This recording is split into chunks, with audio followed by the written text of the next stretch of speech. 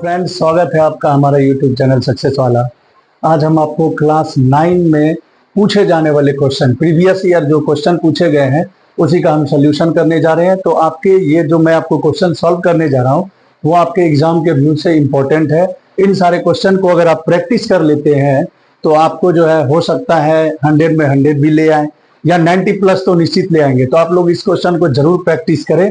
तो मैं आपको प्रीवियस ईयर का जो क्वेश्चन है उसे सॉल्व करने जा रहा हूं। तो चलिए, ये जो मैं आपको क्वेश्चन बताने जा रहा हूं ये 2 मार्क्स में पूछता है। तो पहले 2 मार्क्स वाला बताते हैं, फिर 3 मार्क्स वाला बताएंगे, फिर 5 मार्क्स वाला बताएंगे। तो चलिए, पहला क्वेश्चन आपको क्या है, देखिए, use suitable identity to find the product of 103 and multiply 107। यानी कह रहा है क्वेश्चन, आपको सुटेबल आइडेंटिटी को लगाते हुए इस क्वेश्चन को सॉल्व करना है। ये नहीं कि आपको ये मल्टीप्लाई दिया हुआ है तो आप मल्टीप्लाई कर देना, जो कि गलत है, क्योंकि यहाँ पर सुटेबल आइडेंटिटी बोला है। तो चलिए इसको सॉल्व करते हैं। देखिए, आपको 103 मल्टीप्लाई 107 है, तो आप इसे डायरेक्ट मल्टीप्लाई नहीं कर देंगे। डायरेक्ट मल्टीप्लाई करेंगे तो आपका मार्क्स कट जाएगा।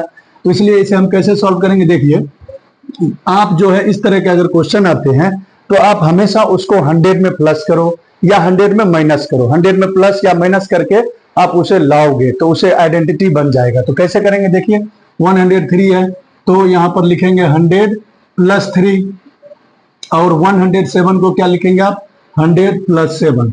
अब देखिए, यह जो है हमारा एक आइडेंटिटी आने वाला है। इस आइडेंटिटी का क्या होगा, इस आइडेंटिटी का फॉर्मूला क्या होता है, आपने पढ़ा होगा, x plus A into X plus B. इसका जो फॉर्मूला होता है वो क्या होता है, formula X square plus A plus B into X plus A into B. ये आपको आइडेंटिटी हो गया। अब इस आइडेंटिटी को यूज करते हुए हमें इसको सॉल्व करना है। तो देखिए, ये जो आइडेंटिटी है, फिर से देखिए, X plus A into X plus B का फॉर्मूला होता है X square plus A plus B into X plus A B.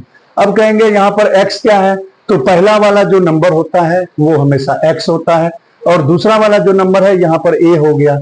ये पहला वाला नंबर हमेशा x के जगह पर रखना, और ये 3 और जो 7 है वह एक a हो गया और दूसरा b हो गया। तो चलिए इसको सॉल्व करते हैं फॉर्मूला पर। तो हमारा फॉर्मूला क्या है, देखिए, एक्स स्क्वायर मतलब 100 का स्क्वायर करेंगे, बीच में प्लस है, प्लस, फिर देखिए a प्लस बी। तो a आपको क्या बताए, 3 है, और b आपको क्या है, 7 है। तो यानी यहाँ पर a के जगह पर रख देंगे 3 और b के जगह पर रख देंगे 7 इंटू x के जगह पर आपको हमने क्या बोला, 100 रखना है, प्लस a इंटू बी, तो 3 इंटू 7। अब इसे हम सॉल्व करते हैं। तो सॉल्व करेंगे तो आप देखिए 100 का स्क्वायर करेंगे, तो 100 का स्क्वायर कीजिएगा तो 100 पर, यानी 100 का स्क्वायर करेंगे तो 1 पे 1 2 3 4 जीरो, 1 पे 4 जीरो हो जाएगा, प्लस यहाँ देखिए 3 प्लस 7 करेंगे, 3 प्लस 7 कितना होगा, 10, और इसके साथ 100 मल्टीप्लाई है तो 10 इंटू 100 करेंगे तो कितना हो जाएगा, 1000 हो जाएगा, प्लस 3 इंटू 7 करेंगे तो कितना हो गया, 21। अब इन सभी को आप प्लस कर लीजिए, इन सभी को प्लस कीजिएगा, देखिएगा ये हो गया 21, फिर यहाँ पर देखिए ये हो गया 21, यहाँ पर एक जीरो हो जाएगा। देखिए यहाँ पर ऐसा करते हैं, हम प्लस कर लेते हैं, देखिए ये हो गया आपको 21, फिर यहाँ पर देखिए यानी ये हो गया, यहाँ पर हो गया, फिर आपको एक जीरो, ये भी खत्म। अब यहाँ पर क्या होगा, ये भी आपको हो गया, यहाँ पर हो गया 1 और यहाँ पर हो गया 1। तो फाइनली आंसर आपका जो होगा वह किस तरह से होगा, तो 11021। ये यानी आपका जो है पहले का आंसर हो गया, और इस क्वेश्चन पे आपको 2 मार्क्स मिल जाएंगे। जो आपको मैंने क्वेश्चन बताया था उसी में आपको और करके क्वेश्चन दिया हुआ है। देखिए क्वेश्चन क्या कर रहा है, find the value of k if x minus 1 is a factor of polynomial kx square minus 3k plus 2।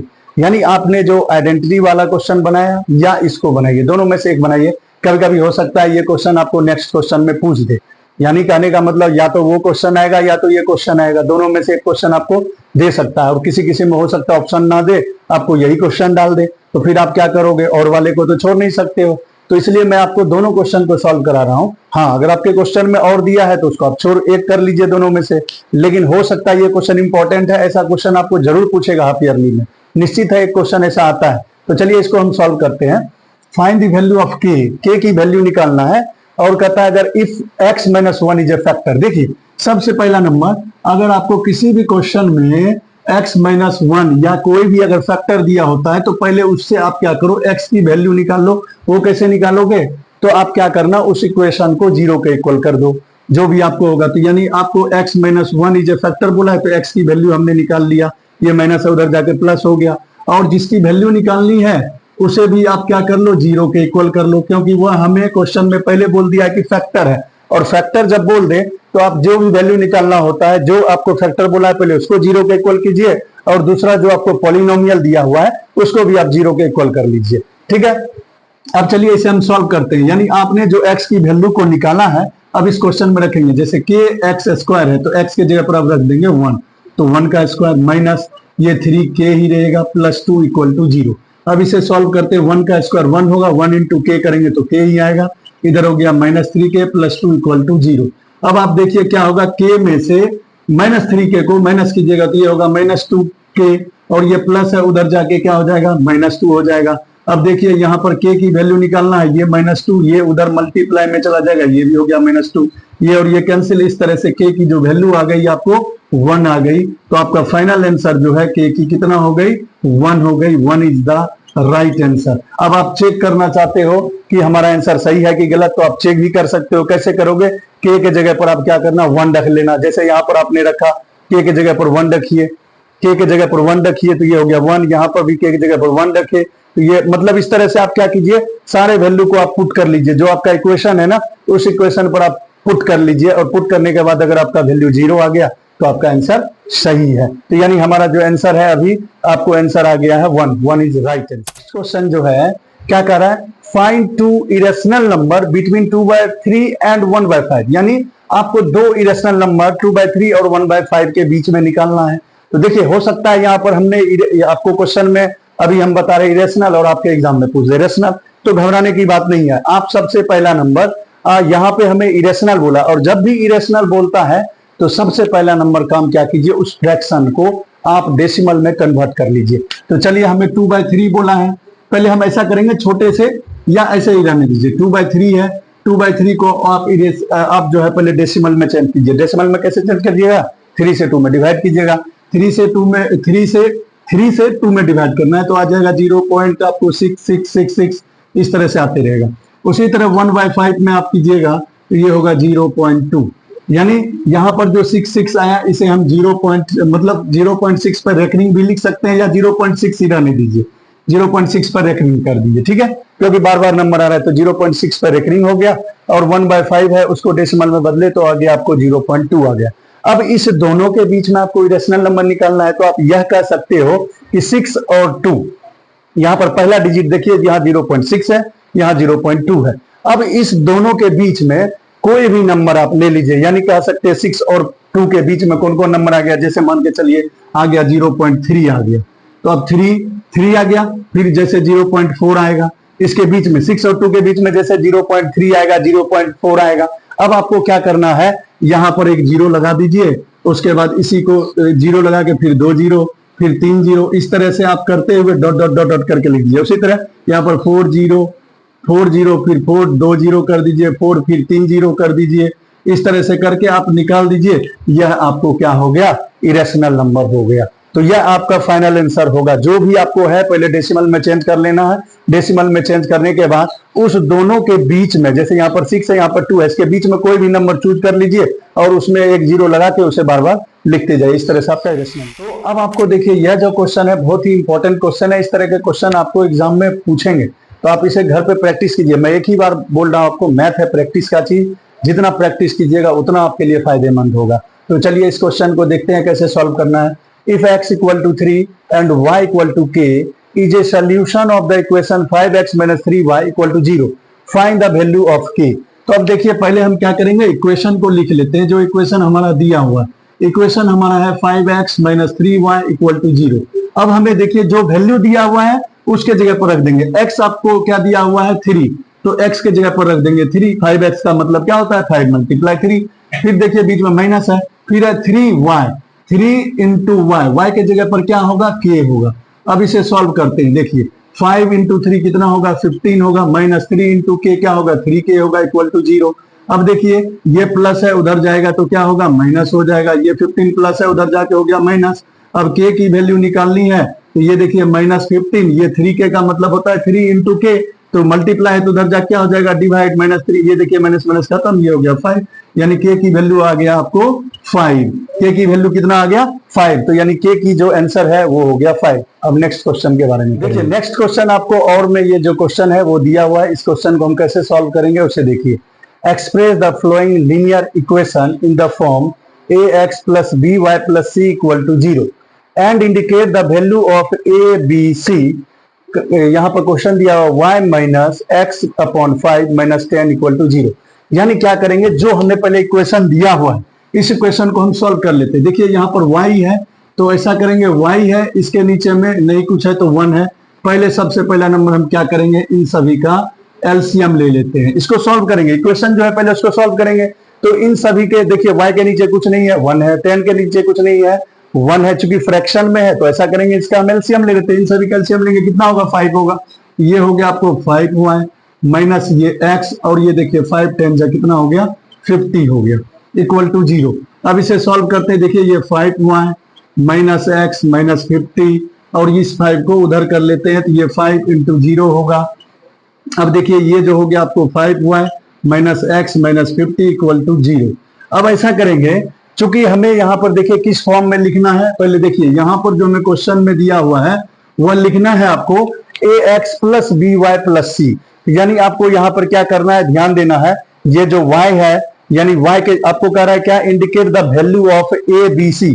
तो आपको याद रखना है कि कोफिशिएंट ऑफ x जो होता है वो a होता है, कोफिशिएंट ऑफ b जो होता है वो c कहलाता है और कोफिशिएंट ऑफ कांस्टेंट टर्म जो होता है वो c कहलाता है। फिर से देखिए, कोफिशिएंट ऑफ x a कहलाएगा, कोफिशिएंट ऑफ y b कहलाएगा और coefficient of constant term c कहलाता है।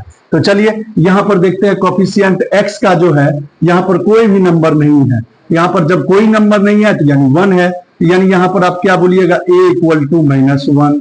फिर देखिए कोफिशिएंट ऑफ y b कहलाता है, तो y के कोफिशिएंट में क्या है 5 है तो b इक्वल टू 5 और कोफिशिएंट ऑफ कांस्टेंट टर्म को हम c कहते हैं, तो कांस्टेंट टर्म यहाँ पर कितना है आपको माइनस 50 है। तो यानी इस तरह से हमारा फाइनल आंसर हो गया। हमें बोला था a की वैल्यू निकालिए, b की वैल्यू निकालिए और c की वैल्यू निकालिए। यहाँ पर indicate the value of a and b and c। तो a का देखिए a कैसे निकाले, कोफिशिएंट ऑफ x के आगे कोई नंबर नहीं है तो 1 है, चूंकि माइनस साइन लगा है तो माइनस 1 हो गया। कोफिशिएंट ऑफ b, यहाँ पर देखिए y, coefficient of y b होता है, कोफिशिएंट ऑफ y b होता है, b का वैल्यू हो गया देखिए 5 और coefficient of constant term c कहलाता है तो c हो गया यानी माइनस 50 हो गया। इस तरह से abc का वैल्यू आपको फाइंड कर लिए। तो अब देखिए नेक्स्ट क्वेश्चन आपको ज्योमेट्री से है और यह जो क्वेश्चन है आपके लिए बहुत ही इंपॉर्टेंट है। ये 2 मार्क्स में पूछा है, कभी कभी ये 3 मार्क्स में भी क्वेश्चन पूछता है। तो चलिए क्वेश्चन को हम देखते हैं क्या कह रहा है। इन फिगर एडी, देखिए फिगर में कह रहा है AD and BC are equal perpendiculars, यानी ये जो एडी है और यह जो बीसी है यह दोनों आपस में इक्वल है और वो भी परपेंडिकुलर है। तो अब क्या कहता है, perpendicular to a line segment, ठीक है, एबी पे है, ये जो आपको एबी पर है वह परपेंडिकुलर लाइन सेगमेंट है। कौन कौन, आपको एडी और बीसी। तो सो डैट आपको प्रूव करना है, आपको जो प्रूव करना है वह प्रूव करना है सीडी, ये जो आपको सीडी है वह बाइसेक्ट कर रहा है ए बी को, यानी ये जो सीडी लाइन है वह ए बी को बाइसेक्ट कर रही है। ए बी को बाइसेक्ट करने का मतलब यह हुआ कि ओ ए इक्वल टू ओ बी हमें प्रूव करना है। देखिए पहला नंबर हमें जो गिवन है पहले नोट कर लेते हैं। गिवन हमें क्या है, गिवन हमें जो दिया हुआ है A D equal to B C, यहां पर बोल दिया है A D equal to B C है तो लिख लिए A D equal to B C हो गया। चलिए और यहां पर जो है अब आपको यहां पर ध्यान देना, हमें जो प्रूफ करना है वह क्या प्रूफ करना है, पहले आप ये जान लीजिए। प्रूफ आपको क्या करना है वह लिखते हैं। प्रूफ जो हमें करना है वह प्रूफ करना है, यहां पर देखिए सो डैट सी डी, यानी ये जो सी डी लाइन है वह ए बी को बाइसेक्ट कर रही है। ए बी को बाइसेक्ट करने का मतलब हमें प्रूफ करना है ओ ए इक्वल टू ओ बी, यानी हमें यह प्रूफ करना है, यह प्रूव करना है। तो इसके लिए आप क्या कीजिएगा, सबसे पहला नंबर आप ऐसा कीजिए, यहां पर देखिए 2 ट्रायंगल फॉर्म हो रहा है, एक ट्रायंगल यह एक ट्रायंगल यह। तो आप पहले सबसे पहला नंबर क्या कीजिए, दोनों ट्रायंगल को आप कॉन्ग्रेंट कीजिए। तो कॉन्ग्रेंट करेंगे, चलिए पहले हम चलते हैं इस तरह से चलते हैं। पहले इन ट्रायंगल, इसका नाम दे दीजिए ओ ए डी एंड दूसरा जो ट्रायंगल है उसका नाम दे दीजिए, आप क्या नाम दीजिएगा, ओबीसी दे दीजिए, ओबीसी। पहले दोनों ट्रायंगल को हम करेंगे कॉन्ग्रेंट। तो ओ ए डी में और ओ बी सी में आप सबसे पहला नंबर यहां पर देखिए, सबसे पहला नंबर यह लाइन और यह देखिए, यह जो है दोनों आपस में क्या होंगे, वर्टिकली अपोजिट एंगल्स होंगे। तो वर्टिकली अपोजिट एंगल्स आपस में क्या होते हैं, इक्वल होते हैं। तो चलिए, यानी इस एंगल का नाम लिखना, इस एंगल का आप नाम क्या लिखोगे, तो इस एंगल का नाम बोलोगे BOC, यानी एंगल BOC इक्वल टू, इस एंगल का नाम लिखना है, क्या बोलोगे, AOD, एंगल AOD। यह दोनों जो है आपस में इक्वल हुए, तो रीजन क्या लिखिएगा, तो वर्टिकली अपोजिट एंगल से, तो यहां पर लिखिएगा vertically opposite angles, vertically opposite angles. तो दोनों किस रीजन से इक्वल हुए, तो आपको बोलना है यह दोनों एंगल वर्टिकली अपोजिट एंगल है, तो दोनों आपस में इक्वल है। इस एंगल का नाम देना है तो आप क्या लिखोगे, AOD। इस एंगल का नाम लिखना है तो आप इसे क्या बोल सकते हो, BOC बोल दो या COB बोल दो, एक ही बात होगा, ठीक है। दूसरी बात आपको जो है, दूसरी बात देखिए, ये 90 यह भी बना रहा है, इस ट्रायंगल में भी 90 है, इस ट्रायंगल में भी 90 है, तो इस एंगल का नाम क्या बोलिएगा, CBO एंगल, या OBC कह दीजिए, angle OBC equal to angle OAD, angle OAD। ये क्या है, इच 90, दोनों क्या है आपको 90 डिग्री है, क्योंकि यहां पर देखिए साइन भी लगा हुआ है, ये साइन क्या है 90, तो दोनों में 90 हो गया। और तीसरा जो है, दोनों में देखिए, दोनों आपको इस ट्रायंगल में, यह जो इस ट्रायंगल में, दोनों ट्रायंगल में, ये ट्रायंगल और ये ट्रायंगल में आप क्या देख रहे हैं कि दोनों ट्रायंगल में जो है आपको यहां पर बोला है, शुरू में ही बोला था BC इक्वल टू AD। यहां पर देखिए हमें कहा था ना AD and BC are equal, तो यानी यह जो है और यह जो है दोनों आपस में इक्वल है। तो यहां पर आप क्या लिखिएगा, BC इक्वल टू AD, यह हमें क्वेश्चन में क्या है, गिवन है। तो इस तरह से दोनों ट्रायंगल आपको कॉन्ग्रुएंट हो गया, क्योंकि कॉन्ग्रुएंट करने के लिए आपको तीन कोई भी चीज, यानी या तो दो एंगल इक्वल कर दीजिए, या एक साइड कीजिए, या दो साइड कीजिए, एक एंगल कीजिए, तो कॉन्ग्रुएंट का रूल आपने पढ़ा ही होगा। तो कॉन्ग्रुएंट के लिए आप देख रहे हैं कि आपको दो एंगल आपस में इक्वल हो गए और एक साइड भी इक्वल हो गए, तो इस तरह से क्या कह देंगे, triangle OAD congruent triangle OBC। Reason में क्या लिखिएगा, तो आप AAS लिखिएगा। AS मतलब क्या हो गया, दो एंगल है और एक साइड है, तो एंगल एंगल साइड हो गया, तो AAS से यह क्या हो गया, यह दोनों आपको क्या हो गया, ट्रायंगल हो गए कॉन्ग्रुएंट। जब दो ट्रायंगल आपस में कॉन्ग्रुएंट हो गए, तो अब जो है आपको पता, जब यह ट्रायंगल आपस में कॉन्ग्रुएंट हो गए, जब दोनों ट्रायंगल आपस में कॉन्ग्रुएंट हो गए, तो OA इक्वल टू OB होगा, OA इक्वल टू OB होगा। क्यों होगा, CPCT से, जब दो ट्रायंगल आपस में कॉन्ग्रुएंट हो गए तो उसके जो अदर साइड्स होंगे वह भी आपस में इक्वल होंगे, तो इस तरह से हम बोल सकते हैं OA इक्वल टू OB। तो यह हमें जो प्रूव करना था वही प्रूव करना था, इसके आधार पर हम लिख सकते हैं हैंस क्या, CD बाइसेक्ट्स AB। इस तरह से हम लिख सकते हैं CD जो है AB को बाइसेक्ट्स कर रहा है, क्योंकि ये जो CD है लाइन AB को बाइसेक्ट्स का मतलब बताए थे आपको, यह side OA equal to OB होना चाहिए, तो आपने प्रूव कर लिया OA इक्वल टू OB, यानी यही हो गया, आपको CD बाइसेक्ट्स करता है। तो आपको नेक्स्ट क्वेश्चन देखिए क्या कर रहा है, ABCD is a quadrilateral in which AD equal to AC।